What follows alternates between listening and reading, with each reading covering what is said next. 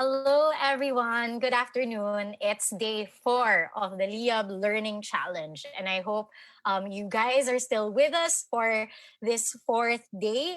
We've had the very, very insightful first 3 days of this learning challenge where we learned how to build our empathy, how to build our professional network. And yesterday, we learned about how investing works. And each of those were really engaging topics. So we hope will really upgrade yourself a little bit while we're on quarantine, while we're looking for different ways to make this time meaningful for all of us. Um, so today we're going back to the basics a little bit because we realize like we have been throwing all these topics at you and maybe some of these topics are very interesting. Maybe you want to go deeper on investing or you want to go deeper into empathy and design thinking. And what would be the best way to go about with that? So today I've invited our teacher, Marc Cruz, who's actually the COO and co-founder of another e-learning company called Bihasa. So I thought that maybe they would be the best sorts of like people to talk to us about learning. Since that's their specialty, they work with a lot of teachers, especially like online teachers, trying to, talk about like a whole variety of topics, not just like for us it's job hunting and how to develop your career. Sometimes some of their clients have been about like financial literacy, digital marketing. But I think regardless of the Mm. topic, what we're gonna learn from Mark Day would really allow us to put a bit more structure into how we're approaching our learning. Me personally, I really need this because I just like going deep into different topics, but it's really just reading about them, and I'm not really sure if I'm truly learning or applying what I'm learning. So Mark will give us a bit more insight on that. But before we go to that, I want to give the people who still want to catch this talk live a chance to go log in now, check out the video, or if you have friends who've been looking forward to the session, remind them already that we're live. Um, but as usual, we will open the comment section. You guys can comment at any point if you have questions for Mark, and then we'll address them later at the end after he explains a bit of the homework. And I just wanted to remind you guys that the Liyab Learning Challenge is for 10 days. We're on day 4. This is going to happen until May 10 every day at 5 p.m. And after May 10, we'll actually have the Liyab Virtual Career Fair. So if you haven't registered for that yet, please do. The link is on our website, but also just search Liyab Virtual Career Fair. I'm sure Facebook will give you the link to the event page if you haven't registered for that yet or told your friends that it's happening. So I hope everyone who wants to tune in is already tuned in and ready to learn. I'll be back later after Mark's talk and Mark's explanation of the homework, but I'll be back later. So please do tune in and hear Mark talk about how to make a learning plan for yourself.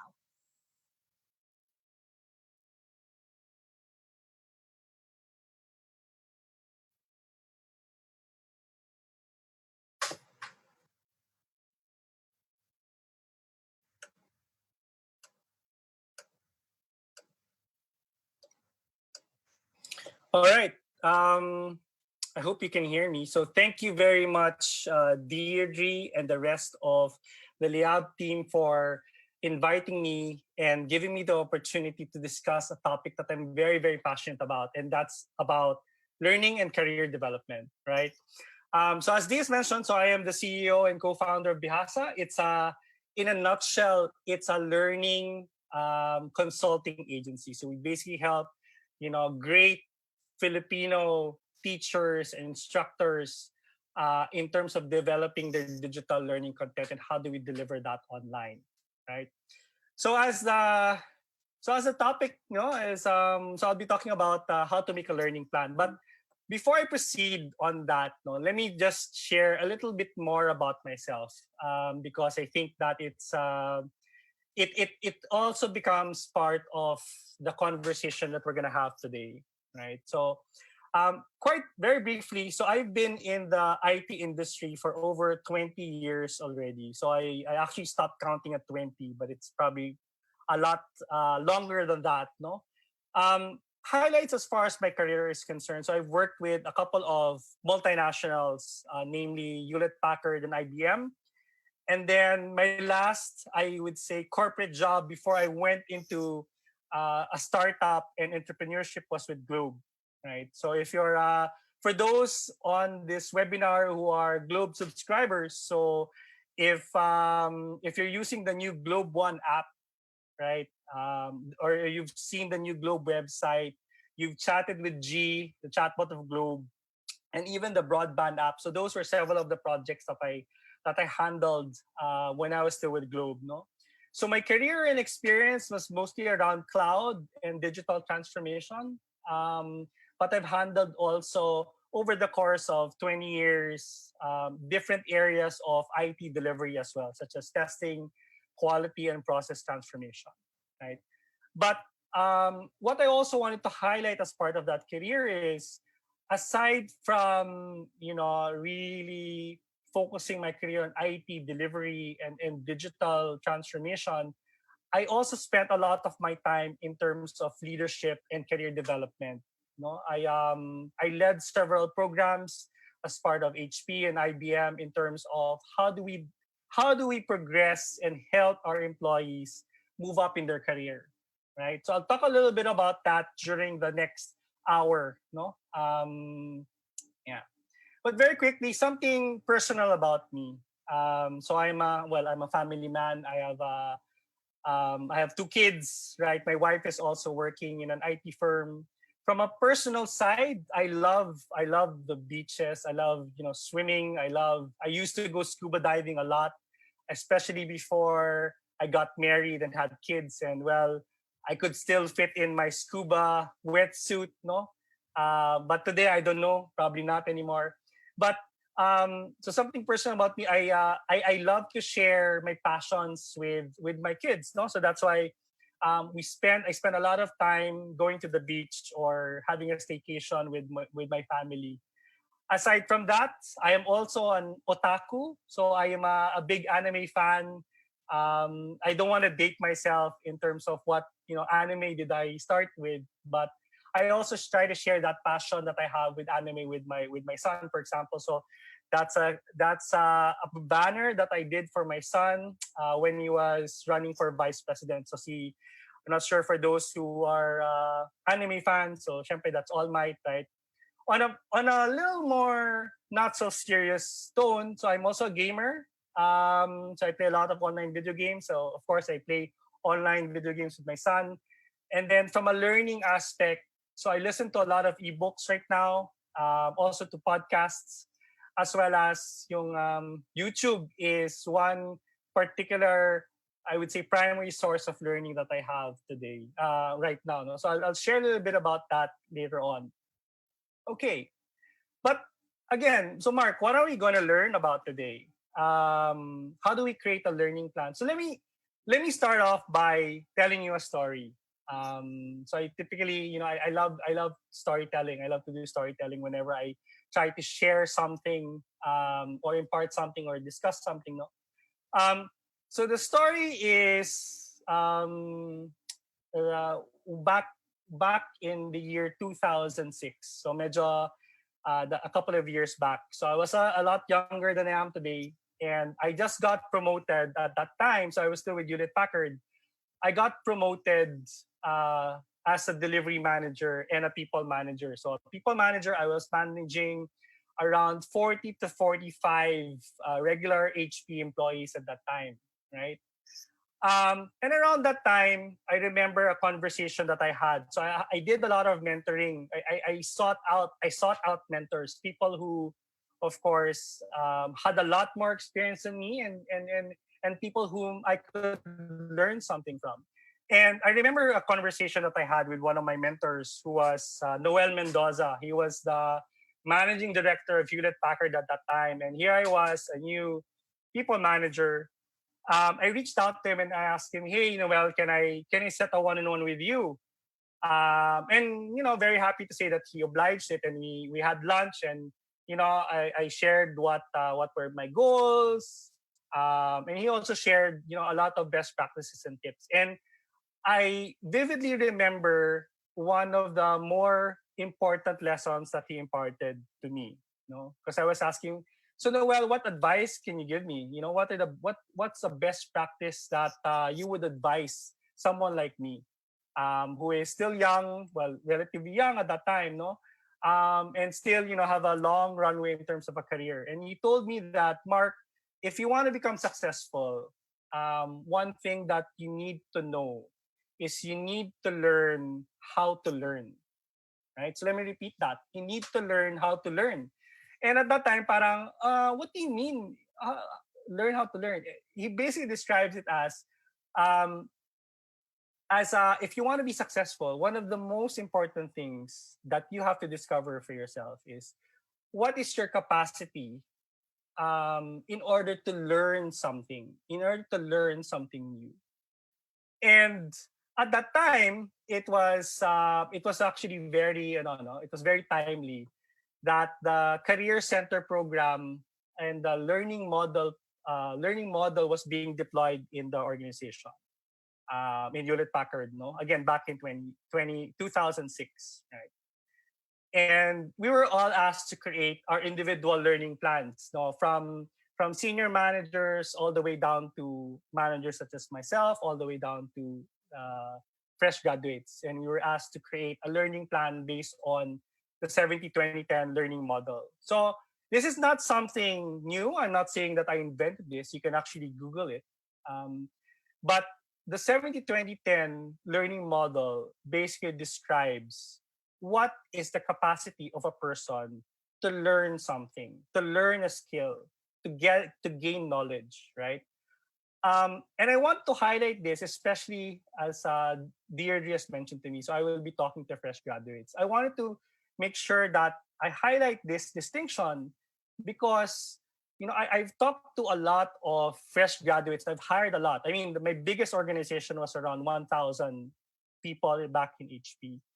So I've talked to a lot, and I've time and again, a fresh graduate will have a conversation with me, or during the interview, they will ask me, "Are you going to train me? Right? Are you going to train me?"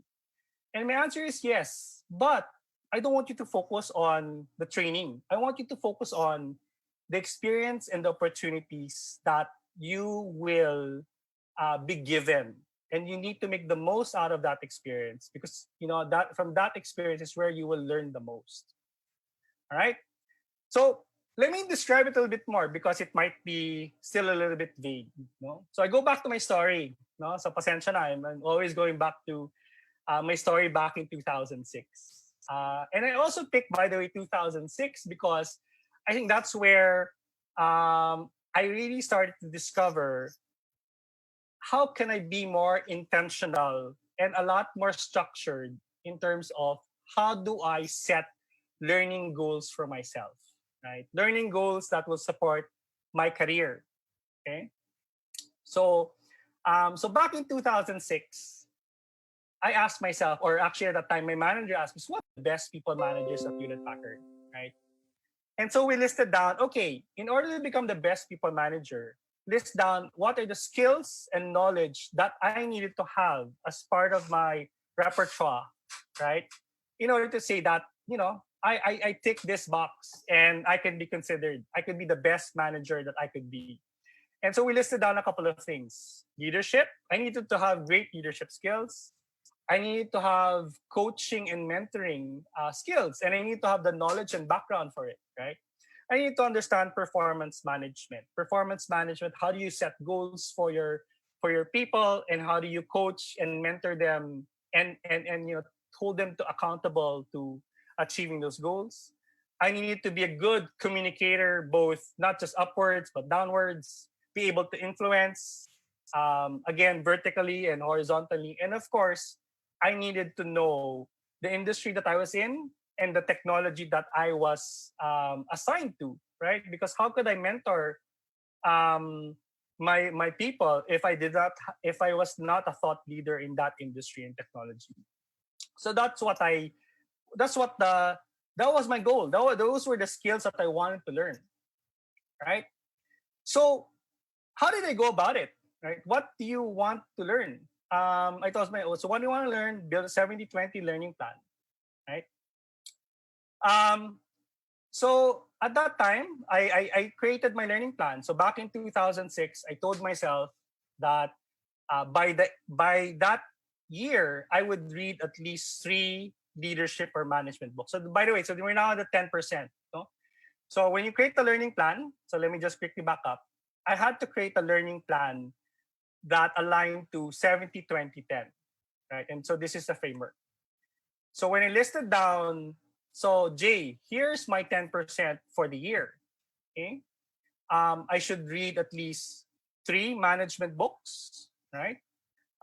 Maybe not at that year. I don't remember exactly. I took on some courses on Coursera on leadership and entrepreneurship. At that time, by the way, in 2006, Coursera was not that popular yet. It was still relatively new. So I would like to think I was one of the first users of Coursera. And then I also listened to this podcast called Manager Tools, right? Of course, at that time, right now, it's pretty, it's very, I would say, mainstream that you listen to podcasts. But back in 2006, it was really relatively new. And so I was probably one of the first also users, no, or consumers of podcasts at the time, right? Forgive me, by the way, some of these books are actually very old. So I felt like sharing. So John Maxwell was still relatively new at that time. Um, Jack Welch, who was the very, I would say, brilliant and popular CEO of General Electric, and General Electric at that time was one of the top Fortune, I think, 20 companies at that time. No, so those were the books that I read, and then the last book was Management the Asian Way. So this was something that the managing director recommended to me. It was written by Gabby Mendoza, who unfortunately is no longer with us. He is the founder of AIM. So AIM, of course, is I would say the top MBA university in the Philippines, and he was the co-founder, and he wrote a book back then and I read the book, no, and I read that book around 2006. So those were my goals, right? And here are some samples of the 10% that I made for myself at that time. Now, just so what do I do today? So here's just to share that because it may come up, and hopefully it may be helpful for you. So these are some of the books that I actually read the past year. These are connected to what I wanted to learn this year. So if you notice, by the way, um, the books that I read at that time was linked to what were the skills that I wanted to learn at that time, right? So these were the books, these were the podcasts that I listened to at that time so that I would learn the skills of management, communication, and so on and so forth, right? But today, it's a very important distinction. Today, I was more keen on managing my own startup, which is Bihasa, right? And these books are related to managing and selling and choosing, you know, what's the niche that your startup would, go into, right? So those are the things that those are some of the books that I read, right? Aside from that, so medyo nag-transform na rin yun how I consume. So before, I would read books. So the books that I shared with you in 2006, so I have a physical book of those books actually behind me. But now it's more ebooks. Syempre, we're all more digital. But to share how I do 10% today is every morning when I wake up, as I prepare my breakfast and as I go through the motions of taking a bath, brushing my teeth. I don't listen to podcasts in the morning. I watch. I subscribe to two channels on YouTube in particular, which is one is TED. So I'm pretty sure you guys are familiar with TED Talks, and as well as Bloomberg Technology.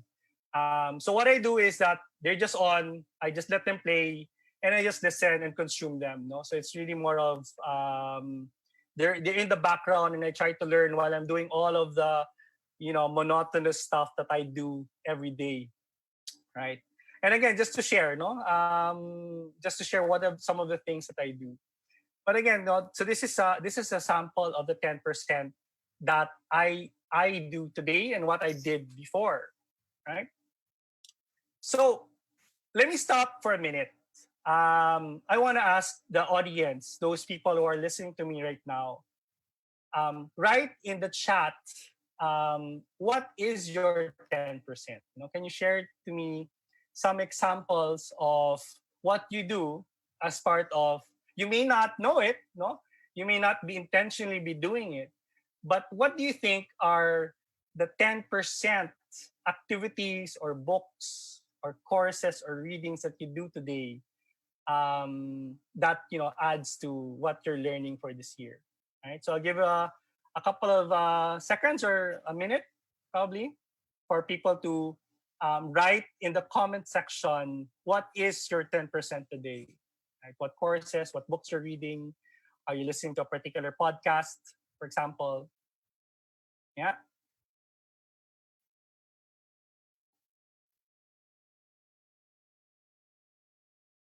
Okay.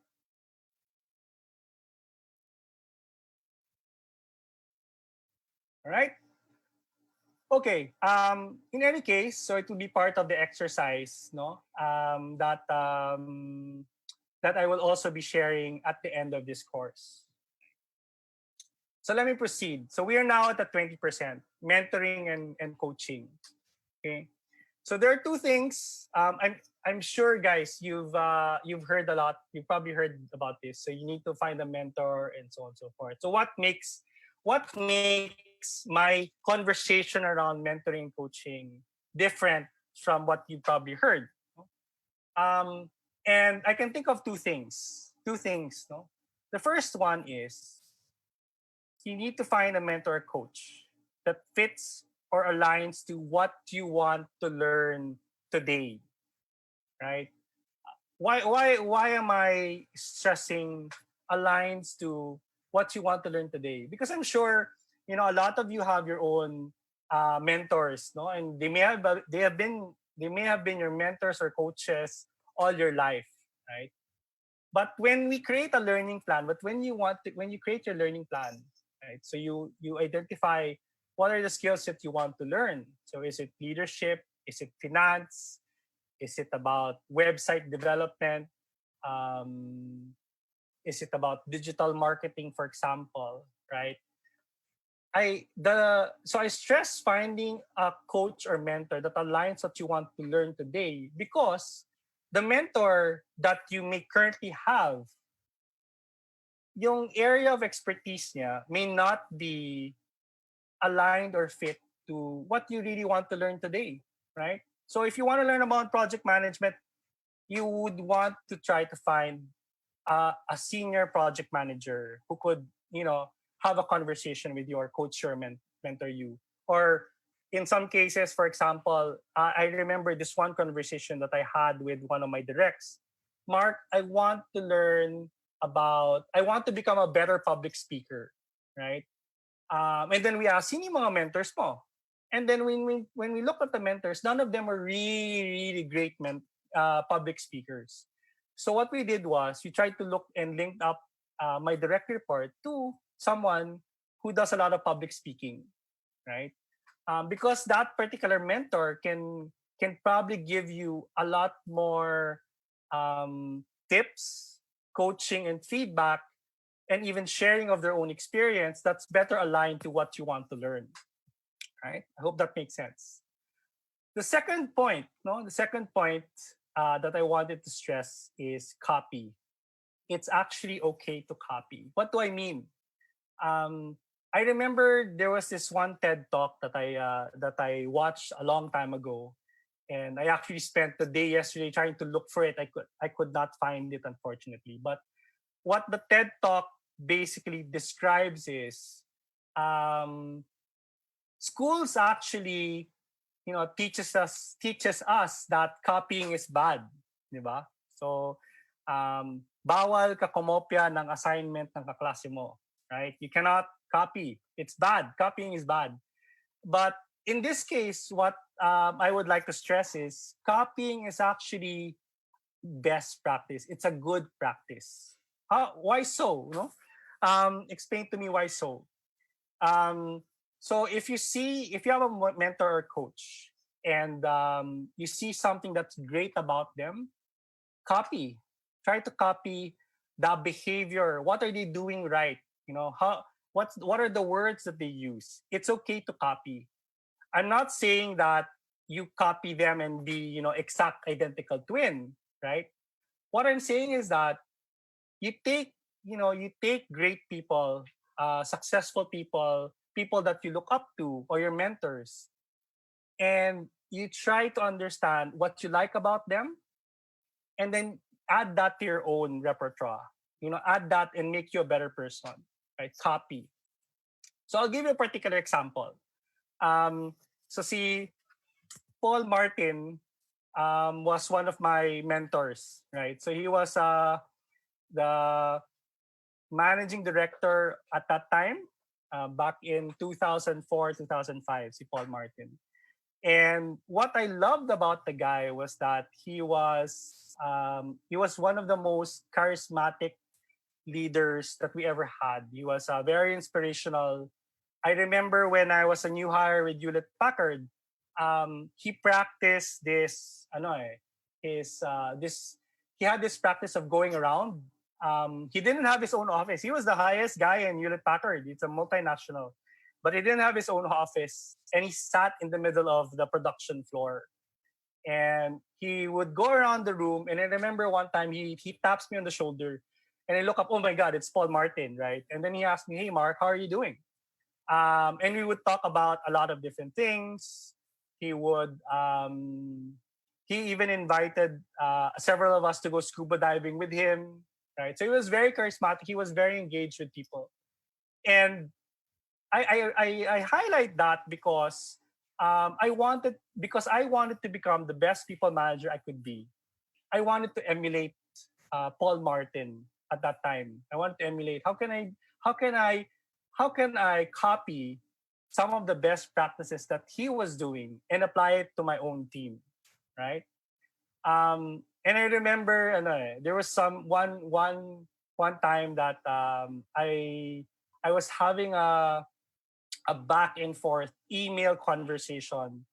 Nagkikipag-away ako on email with another group. I was having a debate with the procurement group at that time, right? So email, emotional email. No, you're wrong, right? And I remember that Paul Martin approached me, and then he basically he was trying to mentor me, and I was trying to defend myself. And then what I remember that, I guess, from that conversation was, he asked me, Mark, I'll ask you a question.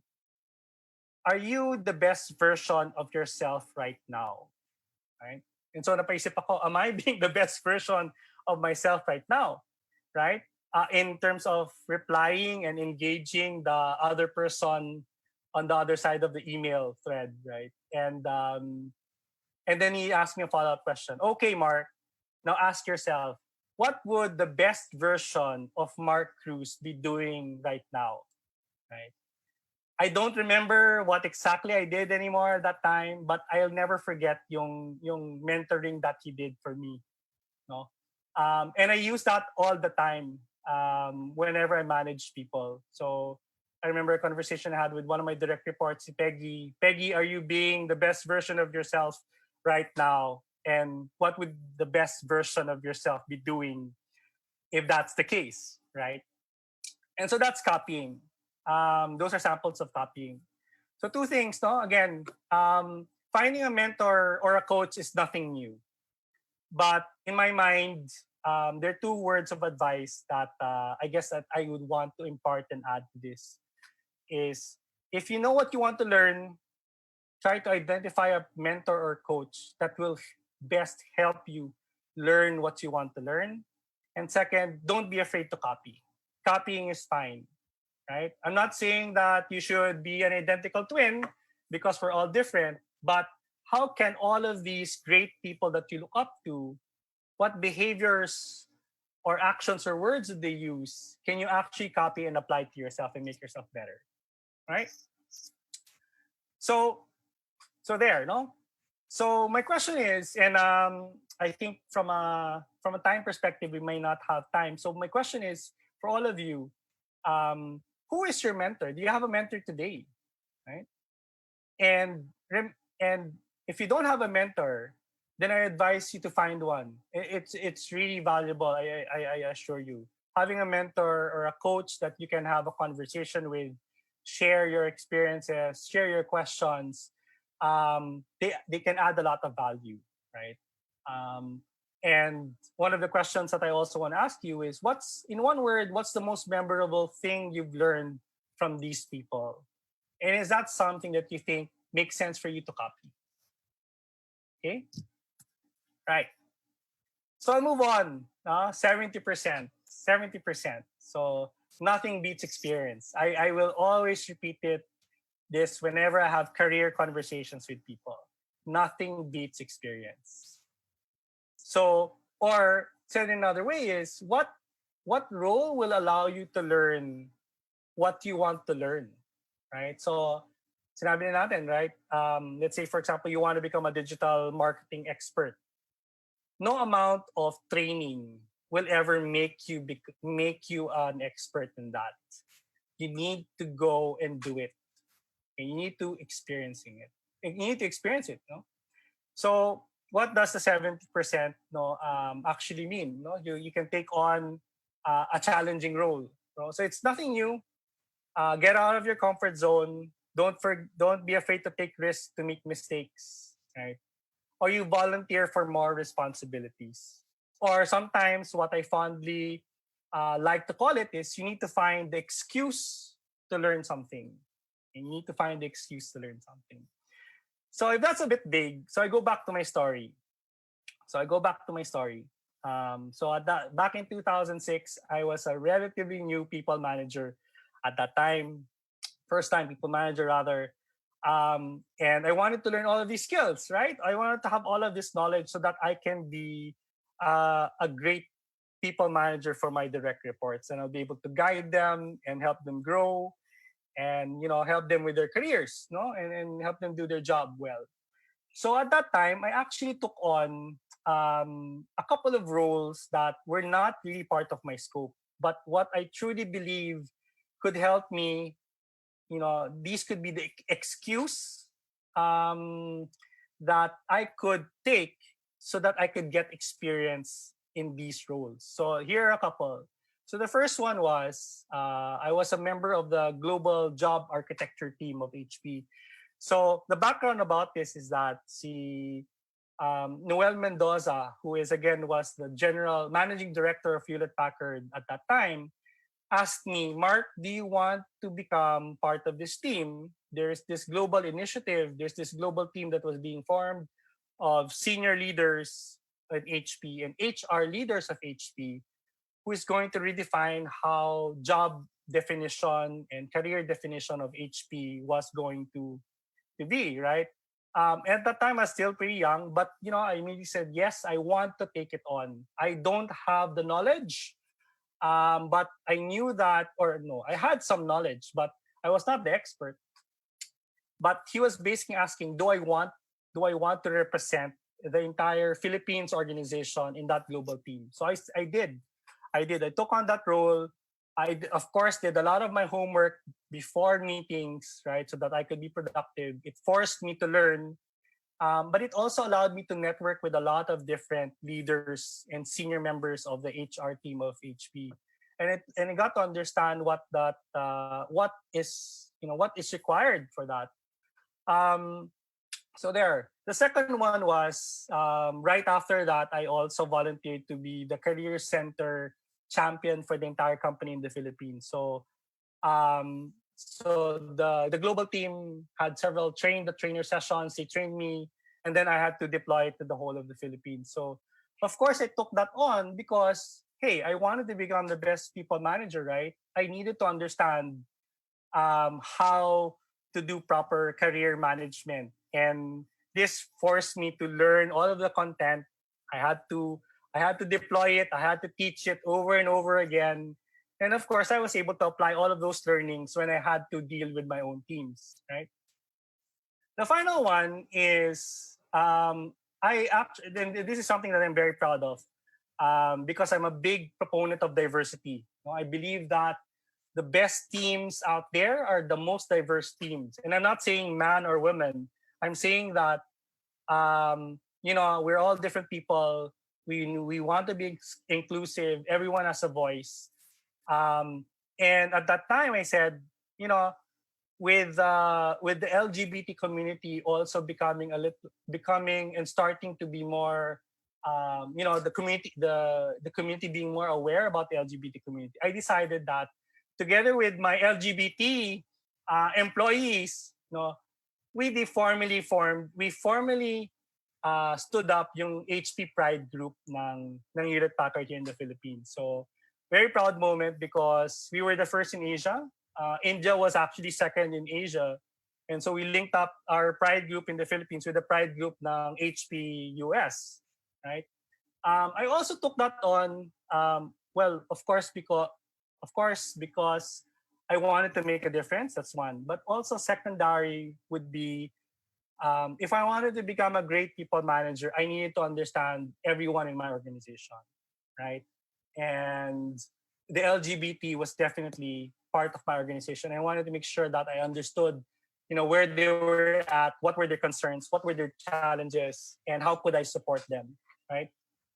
So again, I give this particular examples because um, when you take on roles, and I'm sure Deirdre and the rest of the Liyab team says that don't just take any role, don't just take any job. And for me to add to that, right, you need to also be, from a learning perspective, you need to be also be clear with, what do I actually want to learn? What's the knowledge and skills that I want to learn? And then what are the roles that will allow me to get the 70-20-10 learning, right? What would be the excuse that I would have to get all of that learning? And these are just some of the examples, right? So as an exercise, or part of the homework that I will ask you to do, is what role or experiences or out of comfort zone activities are you doing now or do you plan to do in the future, right? Because again, I don't know if it's a surprise for a lot of you in this webinar. The training is only 10%, guys. Training, reading is only 10%.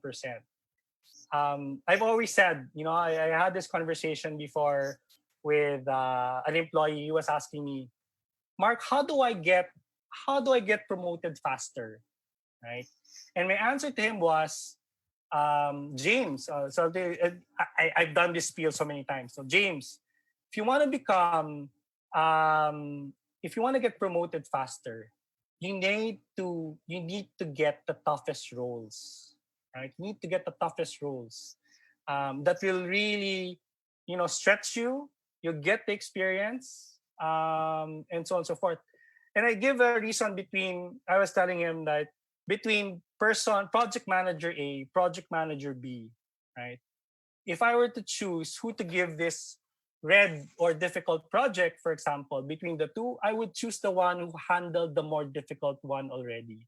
Yes, they may have failed, right? Yes, they may have, took on a lot of challenges, but because that person took on the tougher assignment, I'm pretty sure that this guy has a lot more experience than the other guy, even if they started at the same time, right?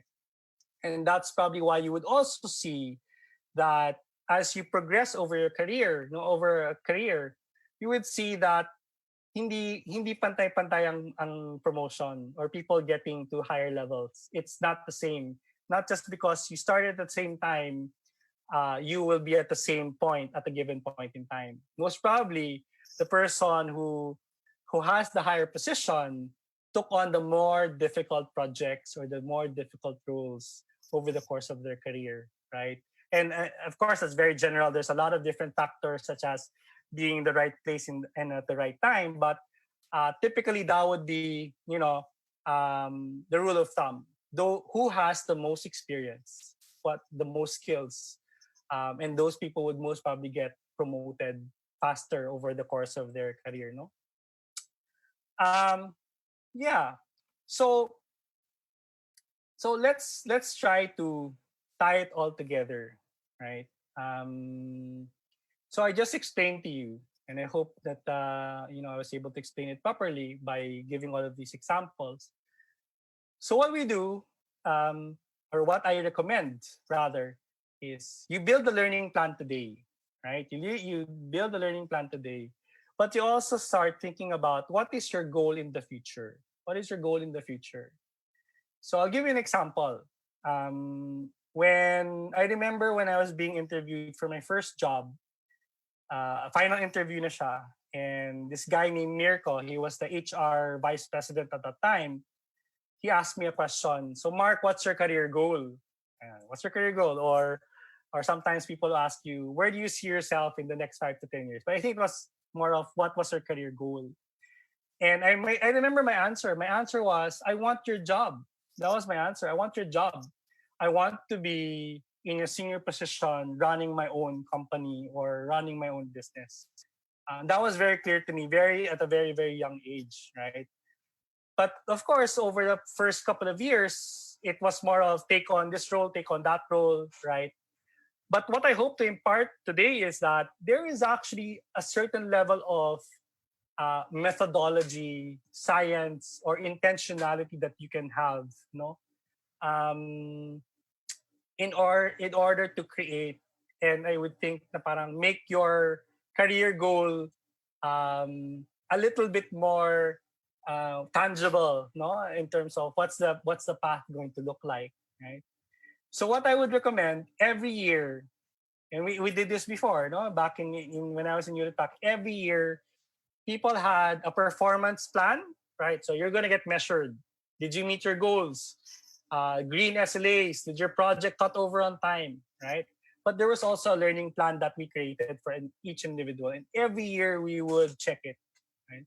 So my advice to all of you is that um, ask yourself, what's your career goal, right? Do you have a career goal? And it's okay if you don't have to answer. You don't need to have an answer today. No, 50% of the people I talk to, they say that they don't know.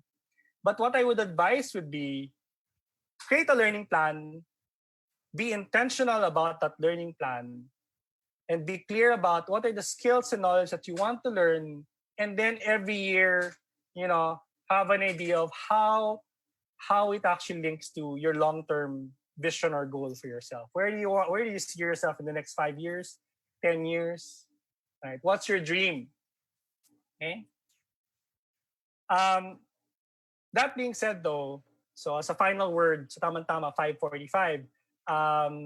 That being said, though, my final piece of advice before I talk about the assignment is you will never know where life will take you. Honestly, right? Um, you will never know what life will take you. You can have all your career goals, but you may end up somewhere else, and that's actually fine. So let me give you two examples. So one is I had a nursing graduate before. I hired this nursing graduate, si Gus. His name was Gus, right? Nursing. And then he became one of the lead, tech architects of Hewlett Packard. From nursing to a really tech role, no? So parang that's one example. The other example is my good friend Jason. So si Jason was probably one of the most brilliant people I know from a leadership and tech standpoint. He used to lead all PNG projects from the Philippines, and a lot of different delivery centers in India and the US. They were all reporting to him. But he had some changes in terms of his life, and he's now full time. Um, he runs his own full studio recording, video recording studio. So a lot of the top bands actually rents and does a lot of the MTVs at his production house. So from IT to music, totally different industries. So you will actually never know where life will take you, right? But that being said, folks, one last piece of advice, and this is not coming from me. This is coming from one of my mentors. Sabi niya sa akin, um, you'll never know where life will take you, but as long as you know your capacity to learn, you have the skill to learn. You know how to learn. Your capacity to learn. You should do just fine, right? Today I'm doing this, but tomorrow I might go into something else. You've heard the saying, na parang as long as you put your mind to it, you can accomplish anything. Well, in my book, I think as long as you put your mind to it and you have the framework and capacity to learn it, then you should do just fine, right? And with that, let me just quickly share the assignment. So I will also be posting this on the Liyab Facebook group. It's basically what I talked about today. So what is your career goal? I want you to list down what's your career goal, what's your dream, both short term or long term. What related to that? What are the skills and knowledge that you want to learn in order to achieve or support your short or long term goals, right? And then build your 70-20-10 plan. Okay. Also, part of this, I did provide a sample, but it's from my own personal experience, just to give you a guide of how you could possibly fill this up. But again, this is not something that I hope will stop with 1 year. It's something that over the course of your life or over the course of your career, it's a habit that you will be able to ingrain in yourself.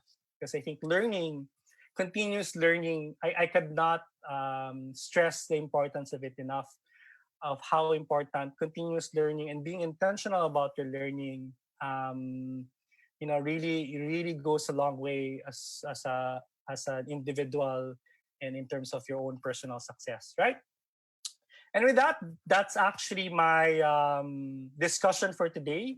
I believe we have 12 minutes for any questions that you would want to just feel free to post on the chat of this webinar. Yeah. Yeah. So as usual, guys, comment your questions on the live video. We will read them and then address them. Right. But I really like the way that Mark explained this lesson through his own story. Actually, I wanted to comment nga on like how he answered like the interview question about like what your goals are. Just in case some of you would want to follow that like template. It's not a so most HR people aren't a fan of that anymore. um Yeah, that was me because a it's a long bit 2 decades ago, guys. That was two yeah, decades. yeah, yeah. It's a some people might take it differently kasi when you legit tell them na I want your job. So good. I think to tie it up with what Mark was teaching today, how I usually answer that question is I answer that with my learning goals. Not really a really exact position of where I'd want to be. It's also kasi to give a good idea for the person interviewing me that I'm more after what I'm gonna learn, what the experiences are gonna be, more than like a title or a role. So that's one way to answer like a question like that if you're ever asked that in an interview. Better that you give off the impression that you're more concerned about what you're gonna learn and how you're gonna develop in your career. Yeah. Um, I think that's a D. I think that's a fantastic suggestion. And that's definitely something that employers would like to hear. Are is this individual hungry to learn? Not just hungry to contribute, but hungry to learn. So yeah, I really like that answer. But also, I guess again, what I just shared. That's me. I'm an extrovert If you can tell, I'm an extrovert, so I'm a very aggressive person. Um, and so yeah, D is spot on. That my how I do it, it may not work all the time, or may already be a different time now as compared to when I first got that job interview like over 2 decades ago. Yeah. But I think also it comes from a point of where you read your interviewer. So like if your interviewer is a bit more laid back and you think they'll be able to handle like a response like that, like I want your job, but like in a joking manner, Yeah. then I Yeah. think you'll be, if you're able to read people that way, that's good. But to be safe, if you're not very confident about your people reading skills, good to be on the safe side. But I believe we have some questions coming in, which I think are very, very interesting. So let's get started Sure. on that. So we have the first question as from Princess Magat asking, what was your biggest mistake in creating a learning plan? Hmm. What was the biggest mistake? Biggest mistake in creating a learning plan. All right. So let me try to answer this in this way. I think when you create a plan, like anything, it a goal, no, it has to be smart. My advice is make it smart. So what's smart? Specific, measurable, attainable, actionable. There is a specific result, and it has to be time bound. So for example, very simple example. So I want to have a part of my goal was I will set once a quarter one-on-one with my mentor. Right, that was part of my goal, and my goal was for as a learning plan is I also wrote down ano yung questions or things that I wanted to learn specifically from that one-on-one. Right, so if you're not specific, if you're not clear as to what you want to learn and measure yourself, no, then the chances of what happening, well, the chances of it is actually may become lower. Or another example would be I wrote down in my annual learning plan, read at least 3 books a year. Right, so that's specific, that's measurable, that's actionable, right? But if you create a plan like a learning plan with a goal of getting this role, but it's not something that you will have any chance of actually getting that role. So you also have to be pragmatic about it. I think that's those are possibly some mistakes or watch outs that you should take note when you're creating your learning plan. No.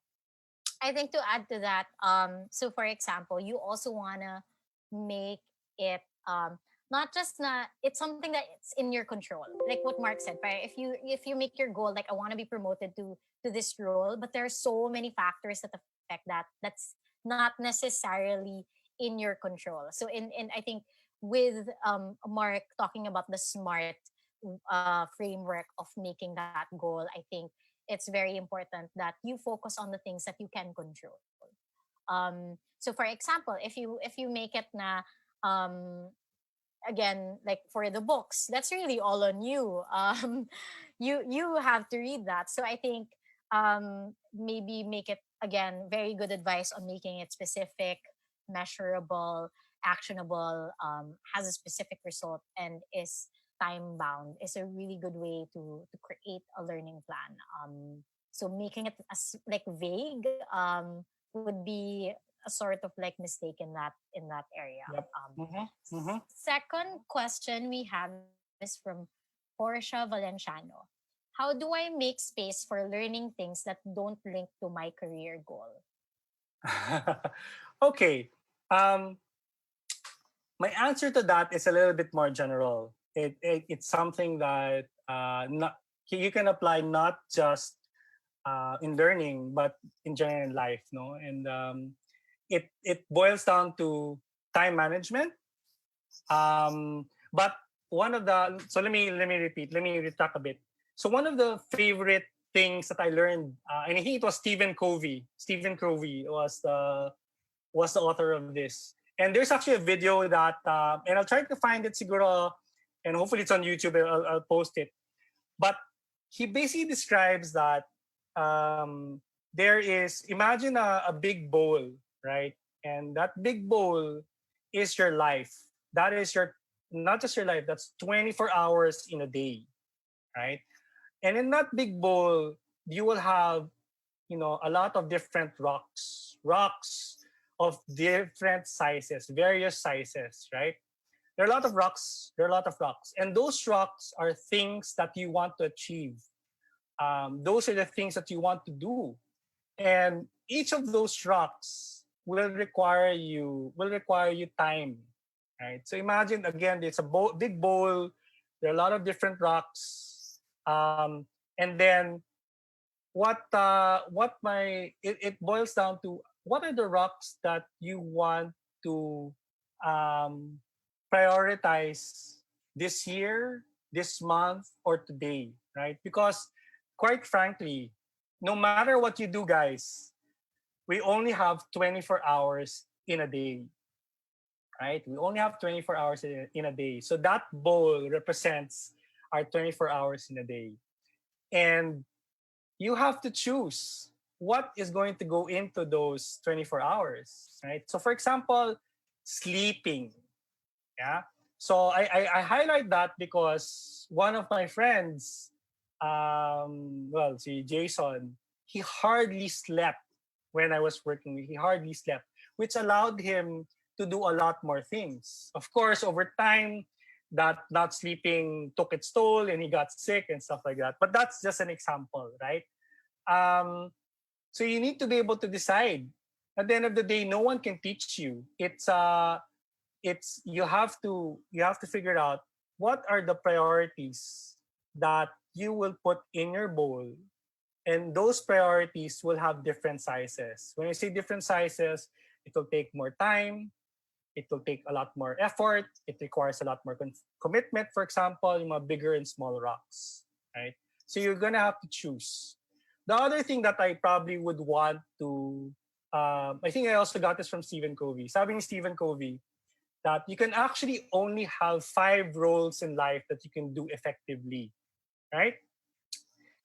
Anything beyond 5, you will not be able to devote the necessary time, thinking and commitment to be effective in those roles. So you have to choose 5. So are you going to be a businessman? Are you going to be a gamer? Are you going to be a husband? Are you going to be the person who goes out with your friends every Saturday? Of course, we can't do that at this point, no. But if you get the idea, what it's basically saying is that you can only have 5 effective roles in your life. So you have to choose. Right? And sometimes it's okay. I mean, for me, for example, I have all of these 5 roles. I always wanted to do scuba. I was a scuba diver. I used to go to Alinao every weekend. But when I got married, that role became less important and didn't become part of my first 5 fingers, right? And that's fine. So, but you have to decide. And as long as and you're cognizant of the fact that we only have 24 hours in a day, you're gonna have only 5 things that you can do effectively. You choose. You have to choose, right? And that would be my advice on that one. I think related to what Mark said about the rocks, one of the recent books I've read this year, actually at the start of the year, is called Make Time. And part of what it introduces there is you have a highlight for each day. Now that highlight doesn't necessarily have to be related to your job. As long as like you make time for that highlight again, or maybe that single rock for that one day, you're good. So for example, if today I need to write a blog post, then I know that is my highlight for the day. I know that that is what I need to accomplish today. But everything else that I need to work on for work, I need to send some emails, I need to do several other things. Those are just like the marbles or the sand that I will try to fit in, but making sure that I do my highlight first for that specific day is important. Now, why do I mention this in terms of like making space for things that aren't necessarily related to your career? Because you take it day by day. If you know that, for example, this specific day isn't super busy for your work, it's not gonna take so much brain space from you. Then you know that you can have your highlight be non-work related, but then that doesn't mean that you're not doing your job. It just means you're exerting a bit more effort to the highlight for that specific day. um so it's a good way to start thinking about it in that sense. Maybe if your work doesn't give you that liberty, you still have your weekends. So what is your highlight for this Saturday?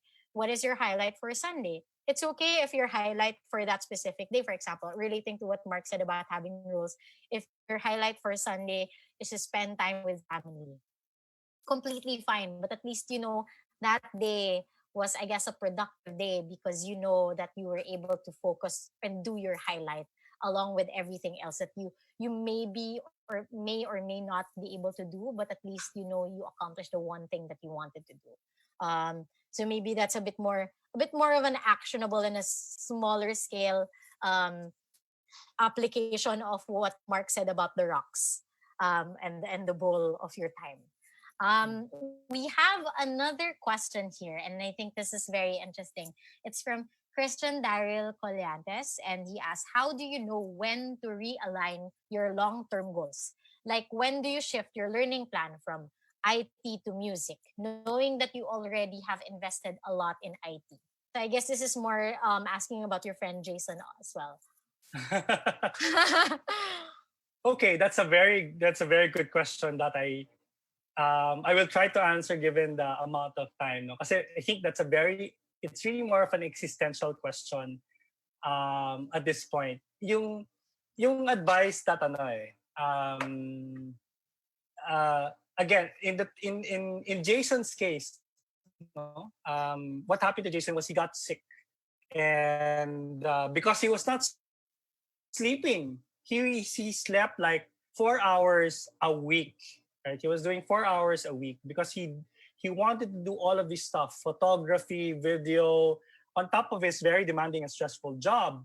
Unfortunately, he got sick, and because of that, there was an existential question, right? I continue doing this, but my family will most probably lose me. So he had to make a decision. And he decided that I will let go of my IT career and do this, right? Do this, invest my time in doing something less stressful, right? And stuff like that. I think, how will you know? I don't think anyone can really answer you that. I don't think there is a black and white um, cheat sheet that will tell you when. But typically, my advice when I've managed a lot of people. Some have left me. Some have gone to this. Someone was accepted and was being offered another job. Right. Um, the role that I take whenever I have this conversation is a mentor role. I always say, okay, ganito, James, Mary, Annette, right? I want you to be clear that you need to list down all of the pros and cons, all of the pros and cons of each of your options. Each of your options, try to list it down. If if you want me to help you list it down, I will help you, right? And that's where your mentors comes into play. But then what I would typically say is that at the end of the day, you have to decide, right? You have to know what are the pros and cons of each, right? And you need to make the decision. No regrets. Make a decision.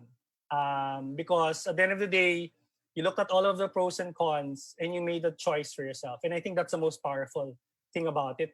It's when you have the ability to distinguish, are you actually the one making the choice and not someone else, right? The other piece of advice that I would also provide would be, yes, the past is always important. I mean, you take what you learn from the past. But one of my mentors always advised me, Mark, what's always important is what lies ahead. If there's something that you really want, you try to define what are the steps needed to get to that point, and then you make a decision, right? Regardless if it is me, you know, continuing with my corporate career. I was a director, I was an executive in Globe, or here I am doing my own startup, risking everything, taking a huge pay cut to be able to live my dream, right? And yeah, so I made a jump, and at the end of the day, it was my choice. And all of the things that I've done so far um, has been to try to help me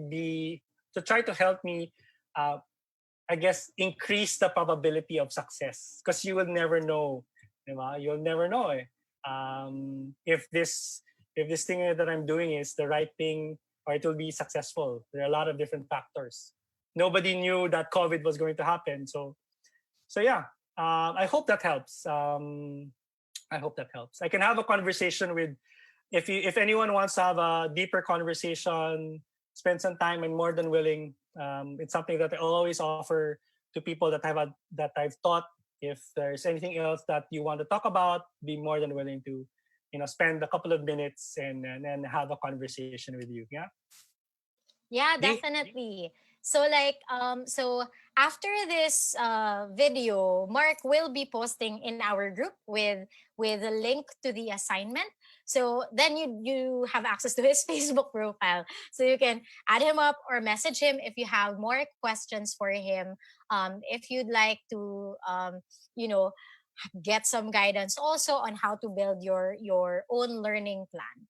And then as usual, for those who are asking or want a certificate out of this learning series, we only, again, I just wanted to remind you that we only issue those to uh, the certificate of the specific session to those who do the assignment. So if you want a certificate for any reason at all, you have to participate and do the assignment. All right. So thank you so much for tuning in. I learned so much from Mark, especially from the stories that he shared with us. I think that gives us more to think about also with how we're approaching learning, but also in terms of like, I love that there are questions here about na existential na yung level. Um, but it's good. But it's good. That means that we're really absorbing some of the things that we're learning and we're applying it, because now we're already thinking of like, how does this apply to me? Which is great. But so thank you so much. Tomorrow I will be the teacher. Like Vince mentioned the other day, I actually do this session a lot as well. It's on data storytelling, or basically visualizing and presenting data, because I do have a vendetta against really bad charts. And with COVID lately, there are so many charts available there. I'm trying to compile some na really irked me, to give you some examples of like what to do, what not to do. So if you can join me tomorrow for a shortened version of the workshop that I do on data storytelling. Please tune in at 5 p.m. And again, we have how many more days for this learning challenge? Most of the events are up until day 9. So look at, like, browse already through the teachers, look at some of the topics that you're probably interested in. Invite your friends if you think you have a friend who's interested in any of the topics we're tackling. It's free to participate and join the group. All right. So I guess I'll see you guys again tomorrow for day 5 of the Liyab Learning Challenge. See you then. Bye, guys.